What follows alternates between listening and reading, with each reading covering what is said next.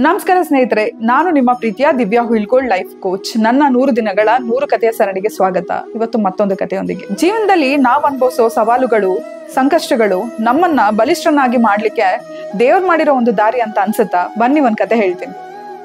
ಒಂದು ದಿನ ಒಬ್ಬ ವ್ಯಕ್ತಿ ದಾರಿ ಮಧ್ಯೆ ಸಾಗ್ಬೇಕಾದ್ರೆ ಒಂದು ಚಿಟ್ಟೆಯ ಗೂಡನ್ನ ನೋಡ್ತಾನೆ. ಆ ಗೂಡಿನ ಸಣ್ಣ ರಂಧ್ರದಿಂದ ಚಿಟ್ಟೆ ಹೊರಬರಲು ಶತಪ್ರಯತ್ನ ಪಡ್ತಾ ಇರುತ್ತೆ. ಆಗ ಅದನ್ನ ನೋಡ್ತಾ ನಿಂತ್ಬಿಡ್ತಾನೆ. ಬಹಳ ಅದ್ಭುತ, ಆಶ್ಚರ್ಯ ಅದನ್ನ ನೋಡ್ತಾ ನಿಂತಿರ್ತಾನೆ.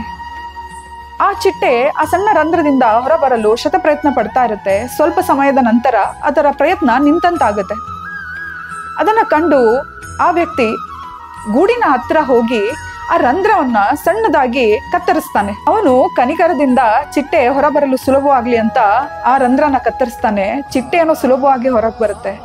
ಆದ್ರೆ ಹೊರಗೆ ಬಂದಂತ ಚಿಟ್ಟೆಯ ದೇಹ ಉಬ್ಬಿರುತ್ತೆ. ರೆಕ್ಕೆಯಲ್ಲಿ ಶಕ್ತಿನೇ ಇರೋದಿಲ್ಲ ಹಾರ್ಲಿಕ್ಕೆ. ಆ ವ್ಯಕ್ತಿಗೆ ಈ ಸಂದರ್ಭದಲ್ಲಿ ಅರ್ಥ ಆಗದೆ ಇರೋ ವಿಚಾರ ಏನಂದ್ರೆ, ಅದು ಕಷ್ಟ ಪಡ್ತಿದ್ದಂತ ಪ್ರಕ್ರಿಯೆ ಏನಿತ್ತಲ್ಲ, ಆ ಸಂಕಷ್ಟದಲ್ಲೇ ಅದು ತನ್ನ ರೆಕ್ಕೆಗೆ ಶಕ್ತಿಯನ್ನ ತುಂಬ್ತಾ ಇತ್ತು. ತಾನು ಹೊರಗೆ ಬಂದು ಹಾರಾಡ್ಲು ಇದ್ದಂತ ಒಂದು ದಾರಿಯೇ ಅದು. ಈ ಸಂಕಷ್ಟದ ಹಾದಿಯಲ್ಲೇ ಅದು ತನ್ನಂತಾನು ಸ್ವತಂತ್ರ ಮಾಡ್ಕೊಂತಾ ಇತ್ತು ಅಂತ. ಸ್ನೇಹಿತರೆ, ಏನ್ ಗೊತ್ತಾಗುತ್ತೆ ಇದರಿಂದ? ನಾವು ನಮ್ಮ ಜೀವನದಲ್ಲಿ ಎದುರಿಸುವಂತ ಸವಾಲುಗಳು, ಸಂಕಷ್ಟಗಳು ನಮ್ಮನ್ನ ಬಲಿಷ್ಠರನ್ನಾಗಿ ಮಾಡ್ಲಿಕ್ಕೆ ದೇವ್ರು ಕೊಡೋ ಒಂದು ದಾರಿ.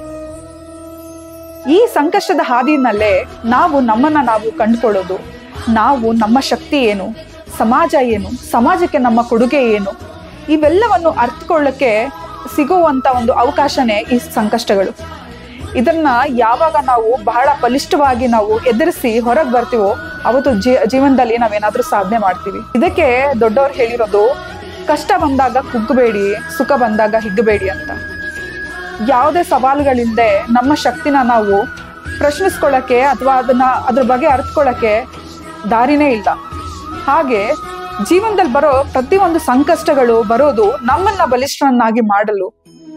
ನಮ್ಮ ಜ್ಞಾನ ಆಗಿರ್ಬೋದು, ಮನೋಧೈರ್ಯ ಅಥವಾ ನಮ್ಮ ದೇಹ ಬಲ ಎಲ್ಲವನ್ನು ಕಂಡುಕೊಳ್ಳಿಕ್ಕೆ, ಎಲ್ಲವನ್ನು ಇನ್ನಷ್ಟು ಹೆಚ್ಚಿಗೆ ಮಾಡ್ಕೊಳ್ಳಿಕ್ಕೆ ಸಿಗೋ ಒಂದು ದಾರಿನೇ ಈ ಒಂದು ಕಷ್ಟದ ಹಾದಿ.